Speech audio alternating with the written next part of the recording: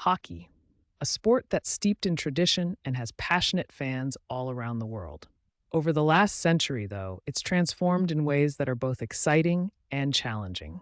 Today, we find ourselves at a crossroads where the game must balance its rich history with modern innovations, safety with the thrill of competition, and inclusivity with its storied legacy.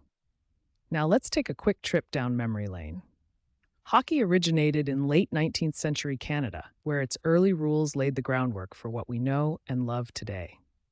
The formation of the National Hockey League back in 1917 was a game changer, catapulting the sport into a new era. And over the years, we've seen remarkable innovations from the slap shot to synthetic ice and mandatory helmets, all reshaping how the game is played and perceived. But it's not just the players who shape hockey. We've got coaches, fans, commercial interests, and governing bodies like the NHL and the International Ice Hockey Federation, all contributing to the sport's evolution. They've pushed for significant milestones, whether it's expanding hockey into new regions, implementing rigorous safety measures, or supporting the rise of women's leagues. Yet with growth comes challenges. Discussions about player safety, calls for inclusivity, and the pressures of commercialization are all at the forefront as we navigate this changing landscape. So, what are the different perspectives on this? Traditionalists and historians hold a deep reverence for hockey's heritage. They celebrate the iconic moments, the fierce rivalries, and the physicality that many believe defines the sport. For them, the recent changes can feel threatening, as if they're risking the very essence of what makes hockey special. On the flip side, players and coaches are focused on the realities of the modern game. They're advocating for better safety measures, fair labor practices, and more career development opportunities. They see reforms, like better protective gear and stricter penalty enforcement, as essential for keeping the game competitive and safe. Meanwhile, fans and commercial stakeholders often view hockey through the lens of entertainment. They appreciate changes like expanding into the U.S. Sun Belt and introducing fast-paced overtime formats, which have successfully drawn in new fans and boosted revenues. But these shifts also raise questions about authenticity and the potential impact of commercial interests on the game.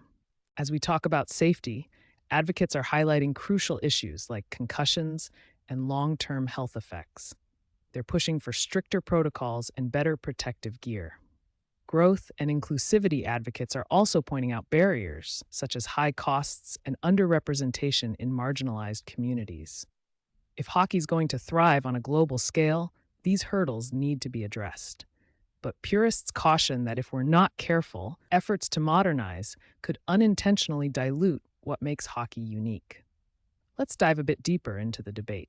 On one hand, the sport's expansion, with new teams in unexpected markets, growth in women's leagues, and increasing youth participation, paints an optimistic picture. Attendance and broadcast numbers suggest hockey's popularity is on the rise in some areas. But there's another side to this story. Research shows that participation in traditional strongholds has plateaued or even declined. Financial challenges remain, especially for smaller clubs and women's hockey. And we can't ignore the real setbacks, like the folding of professional women's leagues and serious injury risks that continue to loom. When we talk about safety reforms, it's a nuanced conversation. Some see the new rules and equipment standards as vital steps that have already reduced injuries. Others point out that head trauma and legal battles are still significant concerns, indicating that the game is still wrestling with its physical legacy. Experts warn that stricter rules could change the game's dynamics or alienate longtime fans, even while attracting new ones. Looking ahead, the implications for the future of hockey are vast. Short-term reforms, like improved concussion protocols and updated checking rules, could make the game safer for everyone involved and encourage more parents to enroll their kids in youth programs. In time, these changes could lead to fewer chronic injuries, a better public perception, and broader participation. But here's the catch. These solutions need to be implemented carefully. If they come too fast or are inconsistent, they could create confusion or even resentment among fans and players alike. Longtime supporters might find the game less thrilling, which could complicate commercial interests.